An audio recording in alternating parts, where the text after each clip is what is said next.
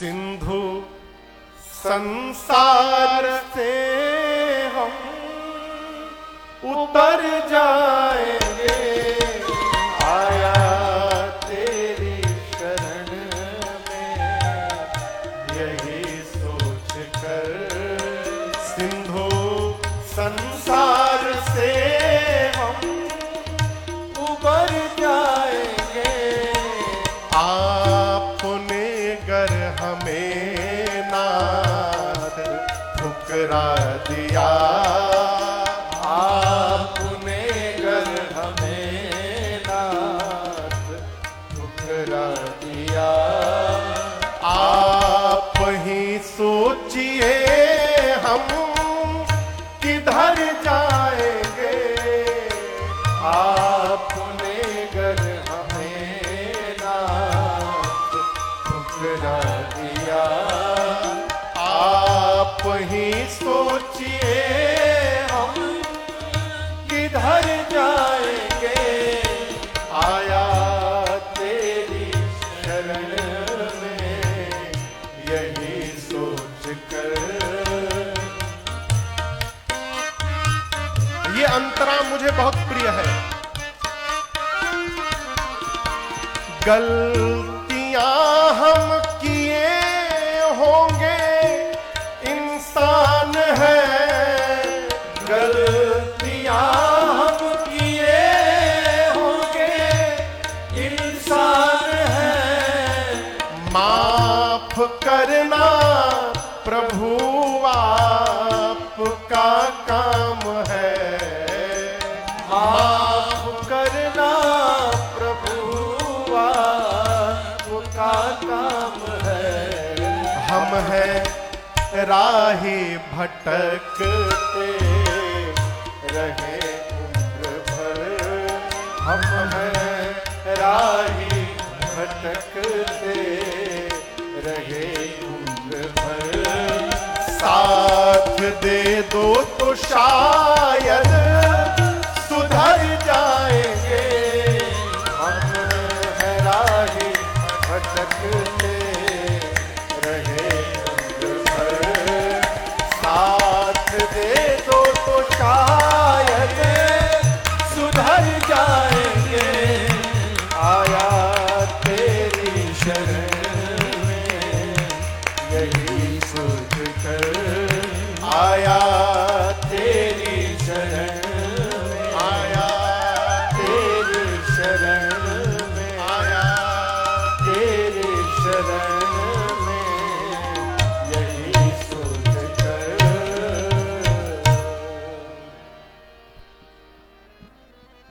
मैं निवेदन करूं आपसे, जीवन में सबसे सरल कोई मार्ग है तो आत्मसमर्पण कर देना। भगवान को आत्मसमर्पण करिए। प्रभु हम कुछ नहीं जानते ना, जानने में तो खतरा है। आत्मसमर्पण करिए, शरणागत भाव में आइए। भगवान, देखिए एक कहावत है, भगवान के घर में देर है, भगवान के घर में अंधेर नहीं है। आप लोग सुने हैं? कौन कौन सुना है ये कहावत? भगवान के घर में देर है, अंधेर नहीं है। ये कहावत सत्य नहीं है। इसमें केवल आधा सही है, आधा बिल्कुल गलत है। सरकार, भगवान के घर में अंधेर नहीं है ये तो सही है, लेकिन भगवान के घर में देर है ये सही नहीं है, बिल्कुल सही नहीं है। भगवान देरी नहीं करते कृपा करने में, और यदि देरी हो रही है तो वो देरी भगवान की ओर से नहीं है, वो देरी हमारी ओर से हो रही है। वो देरी हमारी है, हम नहीं पहुंच रहे वहां पर। द्रौपदी ने कृष्ण को पुकारने में विलंब किया था। पहले तो पकड़ के बैठी थी, मैं बचा लूंगी अपनी लाज, पकड़ी थी, मैं बचा लूंगी। भगवान सोचे जब स्वयं बचा रही है तो बचाने दो। दुशासन खींच रहा है, अंतिम परत बची थी साड़ी की, आखिरी परत। एक बार और द्रौपदी मैया घूम जाती ना तो वस्त्र निकल जाता शरीर से। तब मां को एहसास हुआ कि अब मेरे बचाने से मेरी लज्जा बचने वाली नहीं है। तो जिस हाथ से साड़ी पकड़ा था, कन्हैया के भरोसे मां ने हाथ छोड़कर हाथ ऊपर उठा लिया, कहा कृष्ण मैं तो नहीं बचा पाई, अब तुम बचा सकते हो तो आकर के बचा लो। आखिरी पड़त घूमती भगवान पहुंच गए। ये कथा कहती है विलंब हम करते हैं, भगवान देरी नहीं करते हो। इसलिए किसी भी स्थिति परिस्थिति में आप हो, शरणागति भाव में आइए। भगवान का प्रण है अभयम सर्वभूतेभ्यो ददाम्य एतद व्रतम मम। राम जी कहते हैं एक बार जो मनुष्य, एक बार, कितनी बार? एक बार का। देखिए पूजा रोज करना पड़ता है, एकादशी का व्रत महीने में 2 बार रखना पड़ता है, महीने महीने पर भगवान के धाम जाकर दर्शन भी करना पड़ता है, रोज माला भी जपना पड़ता है, करना पड़ता है ना बार बार। लेकिन एक काम ऐसा है जो राम जी अपने मुख से कहते हैं कि मनुष्य यदि ये काम एक बार अपने जीवन में कर दे, मैं जीवन भर उसकी रक्षा करने को तैयार हूं, जीवन पर्यंत। वो काम क्या है? कुछ नहीं करना, ठाकुर जी के सामने जाना है, विश्वास पूर्वक अपने दोनों हाथ को ऊपर उठाकर कहना है प्रभु आज तक संसार के भरोसे जी रहा था, आज से आपके भरोसे हो गया हूं नाथ, मैं आपकी शरण में आ गया। ये है शरणागत।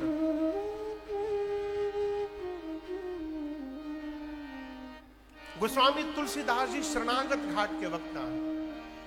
आप मानस को ध्यान से पढ़िएगा, बाबा जब जब बोले हैं एक ही बात बोले हैं, महामंद मन सुख चाहसी ऐसे प्रभु वो केवल एक बात कहते हैं, भगवान की शरण में चलो। ये मानस का पहला घाट है।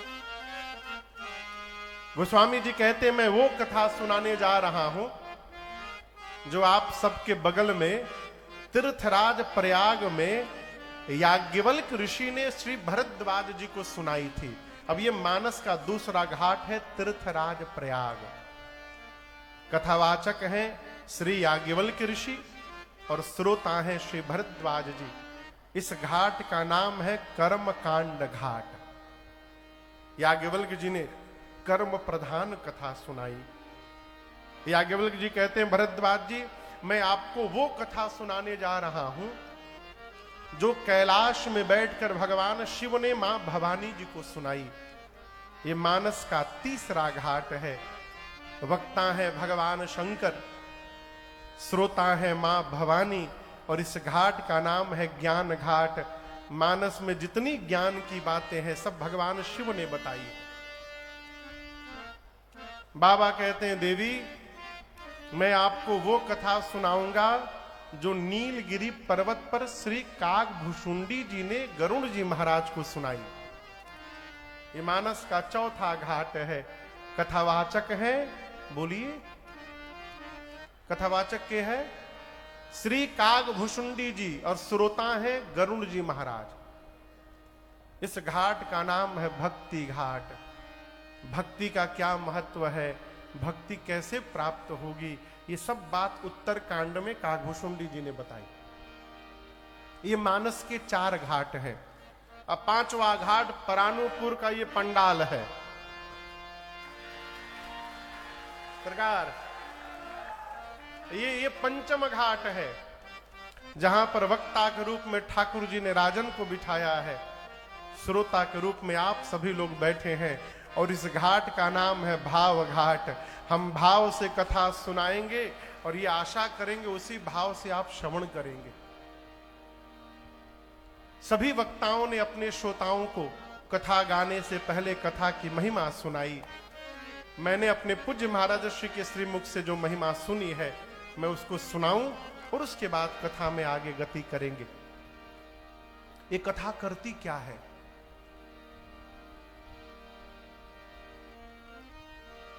इसे श्रवण कर मिट जाती है। किसे? कथा। किसे? राम कथा। ये कथा श्रवण कर मिट जाती है, 100 जन्म जन्म की व्यथा हो, जय जय राम कथा, जय श्री राम कथा, जय जय राम कथा। सभी लोग आइए।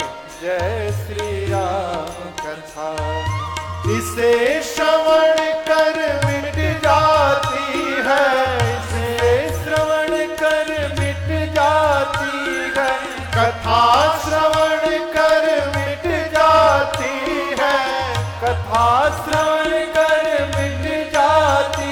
100 जन्म जन्म की व्यथा हो, जय जय राम कथा, जय श्री राम कथा, जय जय राम कथा, जय श्री राम कथा।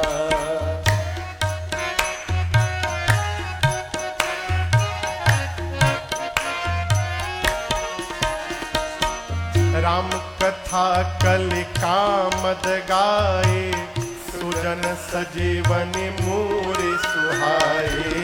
राम कथा कलिका मद गाए, सुजन सजीवन मूरी सुहाए। बुद्ध विश्राम सकल जन रंजनी, राम कथा कलि कलुष विभंजनी। बुद्ध विश्राम सकल जन की व्यथा हो, जय जय राम कथा, जय श्री राम कथा। राम कथा संसर कर तारे, संसरि हद उड़ावनिहारी। तेरा सब संशय भागेगा, तेरा सब संशय भागेगा, मेरा सब संशय भागेगा, मेरा सब संशय भागेगा। माँ पार्वती कर कथा, जय जय राम कथा, जय श्री राम कथा, जय जय राम कथा, जय श्री राम कथा। इसे श्रवण कर मिट जाती है, इसे श्रवण कर मिट जाती, ये कथा श्रवण कर मिट जाती है, कथा श्रवण कर मिट जाती। 100 जन्म जन्म की व्यथा, जय जय राम कथा, जय श्री राम कथा, जय जय राम कथा, जय श्री राम कथा, जय जय राम कथा, जय श्री राम कथा।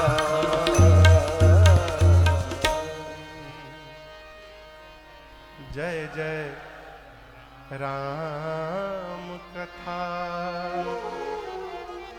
यही है राम कथा, जीवन की व्यथा को समाप्त कर दे। कथा क्या है? देखिए, हम यदि यहां कथा गाने आए हैं, हम आपको नित्य पहले 1.5-2 घंटा अपने बारे में बतावें, केवल अपने बारे में बतावें, आप 1 से 2 दिन बर्दाश्त करेंगे, पूरा पंडाल खाली रहेगा। लोग कह रहे भागा कपार में बाथा हो गई बा। जीव के बारे में सुनने से व्यथा बढ़ती है, और वही व्यथा जगदीश की कथा सुनकर समाप्त हो जाती है। वो कथा है। सभी वक्ताओं ने अलग अलग महिमा बताई। क्यों? जिसको जीवन में जिस प्रकार का अनुभव प्राप्त हुआ, वो वैसी महिमा गाया। गोस्वामी जी कहते हैं, ये कथा कामधेनु है, मनुष्य की समस्त कामनाओं को पूर्ण करने की शक्ति है इनमें, है। सज्जनों के लिए राम जी की कथा संजीवनी बूटी के समान है। याज्ञवल्क्य ऋषि कहते हैं कि जीवन में समस्त बीमारी के जड़ का नाम है मोह। क्या नाम है? देखिए, 6 प्रकार की बीमारी है। नाम मालूम है? काम, क्रोध, मद, मोह, लोभ, मत्सर। इन 6 बीमारी के जड़ का नाम है मोह। मोह सकल व्याधिन कर मूला, तेहिते पुनि उपजई बहु सूला। इस मोह को समाप्त करने के लिए, अभी दुर्गा पूजा गया, आप लोग दुर्गा पूजा का पंडाल देखे हैं? पंडाल में सामने कौन रहता है? दुर्गा मैया। दुर्गा मैया किसका वध करती हैं? महिषासुर का। कहो, त्रिशूल से मारती है मां महिषासुर को। गोस्वामी याज्ञवल्क ऋषि कहते हैं, यदि ये मोह महिषासुर जैसा विशाल रूप धारण कर ले, तो उस मोह रूपी महिषासुर का वध करने के लिए ये राम जी की कथा साक्षात मां भवानी के समान है। ये कथा जिसके पास पहुंच गई उसका मोह टिकने वाला नहीं। शंकर भगवान तो कहते हैं, कलयुग के विकार रूपी वृक्ष को काटने के लिए ये राम जी की कथा कुल्हाड़ी के समान है। संशय रूपी पक्षी को उड़ाने के लिए राम जी की कथा हाथ की ताली के समान है। सभी वक्ताओं ने अपने अपने अनुसार महिमा गाई। गोस्वामी तुलसीदास जी महाराज ने बालकांड के प्रारंभ में 7 श्लोक लिखे। गणपति भगवान और सरस्वती मैया के वंदना से प्रारंभ किए। वर्णानाम अर्थ संघानाम रसानाम छंद सामपि मंगलानाम च कर्तारो वंदे वाणी विनायक। भगवान शंकर मां भवानी को वंदन किया। भवानी शंकरो वंदे श्रद्धा विश्वास रूपिणो। इसी प्रकार हनुमान जी महाराज, वाल्मीकि ऋषि, सीता जी, राम जी, सबको वंदन किया। गुरुदेव भगवान के चरण रज को वंदन किया, ब्राह्मणों को वंदन किया, संत समाज को वंदन किया। गोस्वामी जी ने तो दुष्टों को भी वंदन किया। काहे? देखिए, समिति उमिति में जो आदमी उत्पाती होता है ना, उसको कोई ना कोई पोस्ट देकर के शांत कर दिया जाता है। घर में कोई भी पूजा होती तो पहले नवग्रह की पूजा की जाती कि लो शांत रहे पहले। उसी प्रकार घर में कोई कार्यक्रम हो और जीजा जी आ जाए,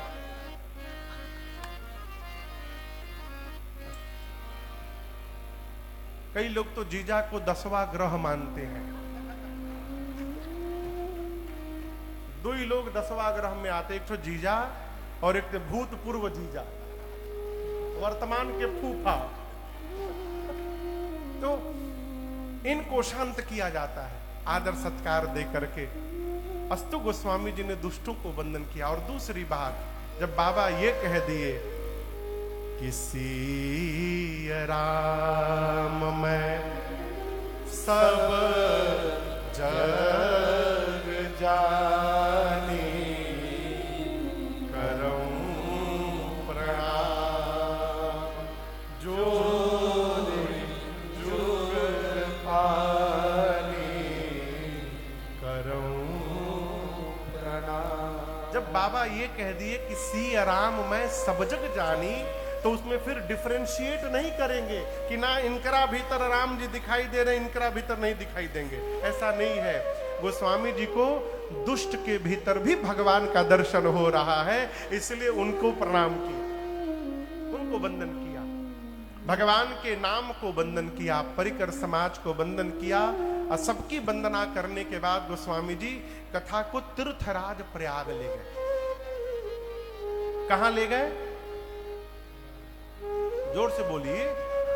तीर्थराज प्रयाग। यहां प्रयाग से कोई आया है? प्रयाग से बहुते लोग आए हैं हो। जय जय। तीर्थराज प्रयाग। बाबा कहते हैं तीर्थराज प्रयाग में एक भरद्वाज नाम के ऋषि रहते हैं। आइए चौपाई गाते पहले। भरद्वाज मुनि बसहि प्रयागा, भरद्वाज मुनि बसहि प्रयागा, तिनहि राम पद अति अनुरागा, तिनहि राम पद अति अनुरागा, तापस सम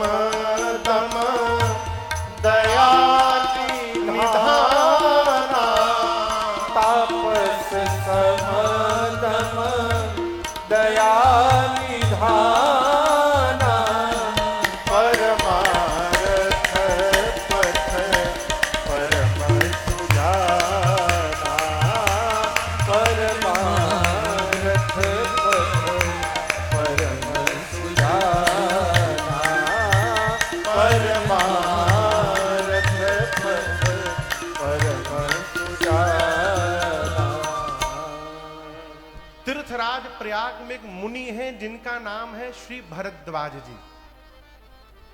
क्या नाम है? और इनका परिचय बड़ा अद्भुत दिया गोस्वामी जी ने। ये नहीं बताया कि इनके प्रयाग में एक ठे आश्रम है, एक आश्रम श्रृंगवेरपुर में है, एक अयोध्या में है, एक काशी में है। ये नहीं बताया। क्या बताया? तीन ही राम पद अति अनुराग। ये परिचय है। आज के समय की मैं बात कहूं, किसी का ऐश्वर्य जब बहुत हो जाए तो लोग उसको आदर की दृष्टि से देखते हैं। ये फलनवा बहुत बड़ा आदमी है, हो इतने बड़ी बड़ी गाड़ियां हैं, इतनी संपत्ति है, इतना बीघा खेत है, लेकिन याद रखिएगा ये कोई परिचय नहीं है।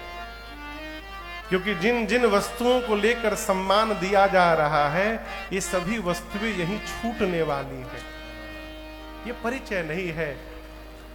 वास्तविक परिचय क्या है? आप सड़क से निकलें और अगल बगल खड़े लोग आपको देखकर यदि ये कहने लगे कि देखिए ठाकुर जी के भगत जी जा रहे हैं, ये जीवन का वास्तविक परिचय है और ये अक्षुण परिचय है। भरद्वाज जी के लिए गोस्वामी जी ने कहा, तीनही राम पद अति अनुराग। ये राम जी के श्री चरण में अति अनुराग रखते हैं। और याद रखिएगा, राम जी न राग से मिलते हैं न बैराग से मिलते हैं। राम जी किससे मिलते हैं? केवल अनुराग से मिलते हैं। भगवान शंकर कहते हैं, मिलही न रघुपति बिनु अनुराग। वही अनुराग भरद्वाज जी के पास भरा पड़ा है। प्रयाग में रहते हैं। आप सब जानते हैं प्रयाग में प्रत्येक वर्ष मेला लगता है। एक वर्ष मेला लगा, सारे ऋषि मुनि महात्मा आकर वास किए 1 माह, और जब जाने लगे तो उनमें एक ऋषि है श्री याज्ञवल्क जी। श्री भरद्वाज जी ने याज्ञवल्क ऋषि के चरण को पकड़ के रोका और कहा, प्रभु आप अभी न जाइए। आश्रम में ले गए, बिठाया, पूजन किया, पांव पखारा। याज्ञवल्क ऋषि ने पूछा, भरद्वाज जी आपने मुझे क्यों रोक लिया? भरद्वाज जी कहते, प्रभु मैं आपको छोड़कर किसी से कह नहीं सकता हूं। नाथ एक संशय बड़ मोरे। प्रभु मेरे मन में एक संशय है और मैं जानता हूं मेरे संशय को आपको छोड़कर कोई समाप्त करने वाला नहीं है। और मैं आपसे कहूं, भरद्वाज जी का संशय सुनकर आपको भी हंसी आएगी कि इतने बड़े महात्मा होकर इनको इतनी छोटी सी बात नहीं मालूम। याज्ञवल्क ऋषि ने कहा कि आपका संशय क्या है? भरद्वाज जी कहते, प्रभु ये राम जी कौन है? क्या प्रश्न किया? राम जी कौन? अच्छा आप बताइए, आप में से कौन है जिसको ये नहीं मालूम कि राम जी कौन है? हाथ उठाइए। कोई नहीं हाथ उठा रहा है। इसका मतलब आप सबको पता है कि राम जी कौन है। भरद्वाज जी कहते हैं, ये राम जी हैं कौन? एक राम जी को मैं जानता हूं जो अयोध्या के महाराज श्री दशरथ जी के कुमार राम हैं। उनकी पत्नी का हरण हुआ और उन्होंने जाकर युद्ध में रावण का अंत कर डाला। इन राम जी को तो मैं जानता हूं, परंतु मेरा प्रश्न है, जिन राम जी को मैं जानता हूं, क्या भगवान शंकर भी उन्हीं राम जी का नाम जपते हैं? कि शंकर जी जिसका नाम जपते हैं वो कोई और राम, अब मैं जिनको जानता हूं ये कोई और राम, ये दोनों एक ही राम जी हैं कि दोनों अलग अलग राम हैं? आप लोग बताइए, एक ही है कि अलग अलग है? एक ही है। बुरा ना मानिएगा, समाज में कई लोग हैं जो 10-12 ठे राम जी को लेके घूम रहे हैं कपारे पर। सरकार हम आसाम में गए एक बार कथा गाने, बहुत पहले, तो वहां आयोजक के जीजा जी आए, तो लेकर आए महाराज श्री मेरे जीजा जी हैं, उनकी अवस्था 55-60 के आसपास होगी। मैंने आदर करके बिठाया, उनको मिष्ठान मंगा कर दिया, पानी पी रहे थे। हमसे पूछे, महाराज आप कौन से राम की कथा गाते हैं? हम पूछे कौन से राम? माने 10-12 ठे राम जी है का? बोले एक राम दशरथ का बेटा, एक राम का जगत पसारा, एक राम घट घट में बासी, ऐसे करके हमके 8-9 ठे राम गिना गए। फिर पूछे इसमें से कौन से राम जी की आप कथा गाते हैं? मैंने पूछा और मिठाई लेंगे आप? बोले नहीं महाराज जी। चाय? बोले नहीं हम चाय नहीं पीते। पानी पी लिए? जी महाराज जी पानी पी लिया। हाँ तो बताइए कौन से राम की आप कथा गाते हैं? मैंने निवेदन किया गेट खुला है पीछे कमरे का। बोले इसका क्या मतलब? जल्दी भाग लीजिए यहां से। पानी पी लिए भागिए।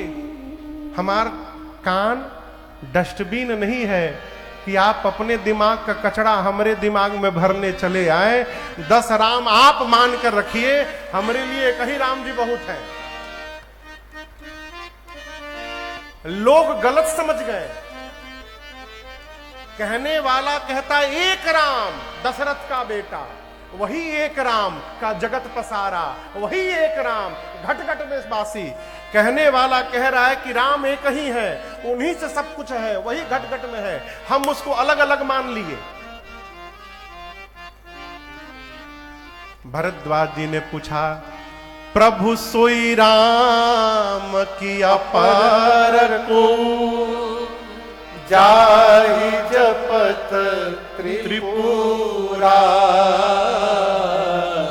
सत्य धाम सर्वज्ञ तुम कहु विवेक विचार। प्रभु आप बताइए वही राम जी हैं कि अलग अलग राम जी हैं? और हम आपको बतावें याज्ञवल्क्य ऋषि गदगद हो गए। जाग बलि कबो ले मुस्काए, जाग बलि कबो ले मुस्काई, तुम ही विदित रघुपति प्रभुता आए, तुम ही विदित रघुपति प्रभुताई,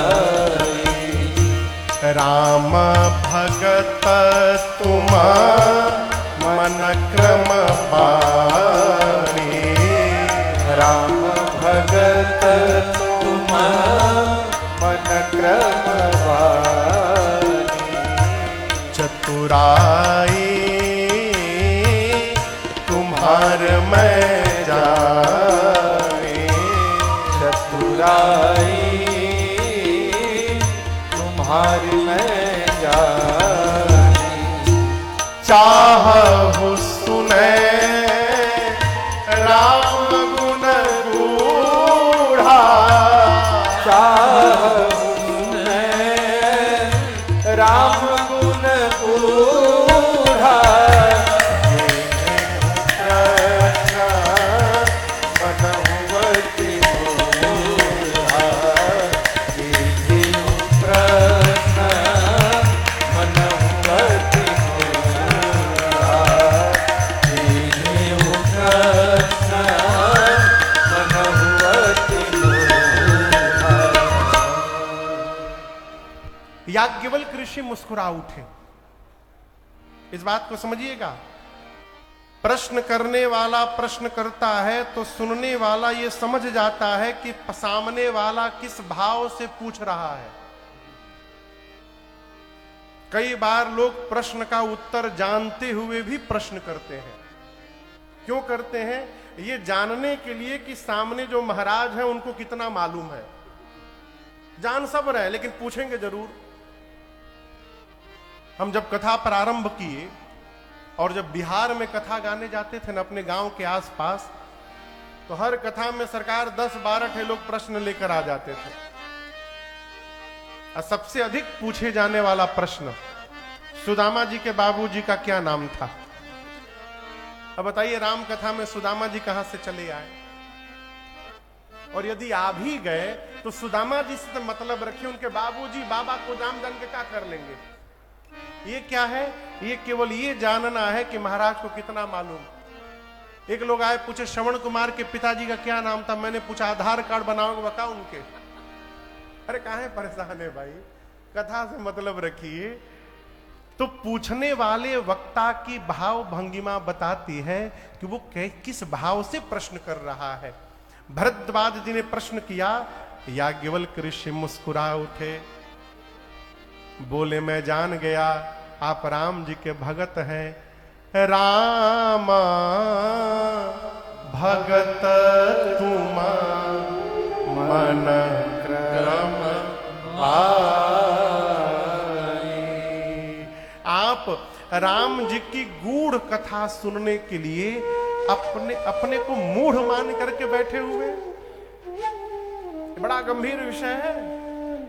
हमारे एक चाचा अब तो नहीं रहे, कहते थे बाबू अपने से विद्वान के आगे मूर्ख बन के बैठना चाहिए। विद्वान के आगे विद्वान बन के बैठिएगा तो कुछ प्राप्त तो नहीं हो पाएगा। हमको एक कथा में एक व्यक्ति बाबूजी मिले, कथा के बाद कमरे में आए डायरी पेन लेके, बोले महाराज 3 घंटे की कथा में 4 घंटे की कथा में आपने 10 गलत शब्द बोले। वो बकायदे लिस्ट बनाए थे पूरा। जब वो बोले तो हमको हंसी आ गई। पूछे हंसे क्यों महाराज? अरे बाबूजी 4 घंटा अमृत बह रहा था और आप अमृत छोड़ के गलती ढूंढने में 4 घंटा बर्बाद कर दिए। हम आपको बुद्धिमान कहे कि क्या कहें? आप सोचिएगा। ये कथा कहती है अपने से जहां कुछ प्राप्त करना हो वहां अपने को रिक्त मानना पड़ेगा। जब तक खाली नहीं होइएगा कुछ भरने वाला नहीं है। याज्ञवल्क्य ऋषि कहते हैं आप मूढ़ बनकर प्रश्न कर रहे हैं। मैं जान गया जो सत्संगी नहीं होगा वो इस सरोवर में स्नान करने के लिए नहीं आएगा। गोस्वामी तुलसीदास जी कहते हैं जो नहाई चह एहि सर भाई सो सत्संग करहु मन लाई। जीवन में सत्संग करने का स्वभाव हो गया तो भगवान की कथा के प्रति प्रीति अपने आप जागृत हो जाएगी। इसलिए राम जी ने कहा प्रथम भगति संतन कर संगा तब जाकर दूसर रति मम कथा प्रसंगा। इसलिए कबीर दास जी कही गए अरे संतन के संग लाग रे तेरी अच्छी बनेगी। संतन के संग लाग रे तेरी अच्छी बनेगी। अच्छी बनेगी तेरी बढ़िया बनेगी। अच्छी बनेगी तेरी बढ़िया बनेगी। अच्छी बनेगी तेरी बढ़िया बनेगी। अच्छी बनेगी तेरी बढ़िया बनेगी। हो या बड़ो तेरो भाग रे। हाँ हो या बड़ो तेरो भाग रे तेरी अच्छी बनेगी। संतन के संग लाग रे तेरी अच्छी बनेगी।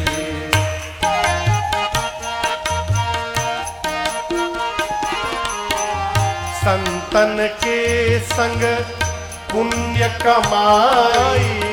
संतन के संग पुण्य कमाई। संतन के संग पुण्य कमाए। संतन के संग पुण्य कमाई। राम चरण अनुराग रे। हाँ राम चरण अनुराग रे तेरी अच्छी बनेगी। संतन के संग लाग रे तेरी अच्छी बनेगी।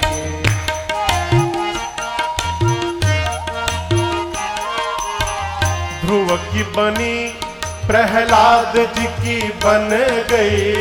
ध्रुव की बनी प्रहलाद जी की बन गई। ध्रुव की बनी प्रहलाद जी की बन गई। ध्रुव की बनी प्रहलाद जी की बन गई। राम भजन में लाग रे। हाँ राम भजन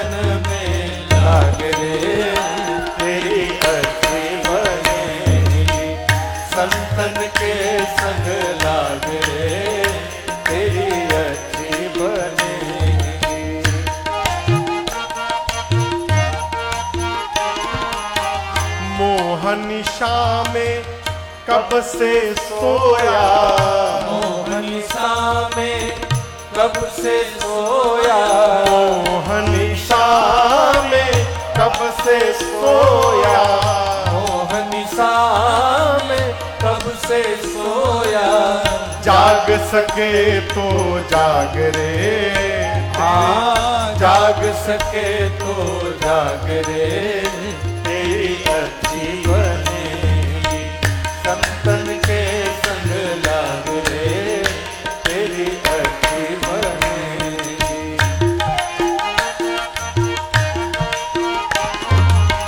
कहत कबीर राम भजन में, कहत कबीर राम भजन में, कहत कबीर राम सुमिरन में, कहत कबीर राम सुमिरन में।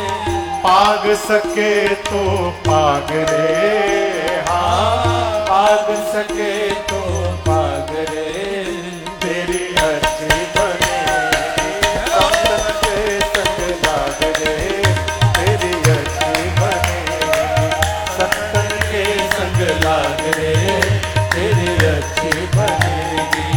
अच्छी बनेगी तेरी बढ़िया बनेगी, अच्छी बनेगी तेरी बढ़िया बनेगी, अच्छी बनेगी तेरी बढ़िया बनेगी, अच्छी बनेगी तेरी बढ़िया बनेगी।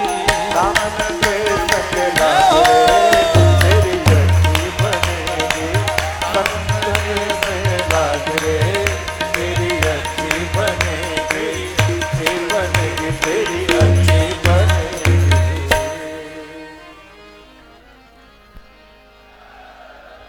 अरे ला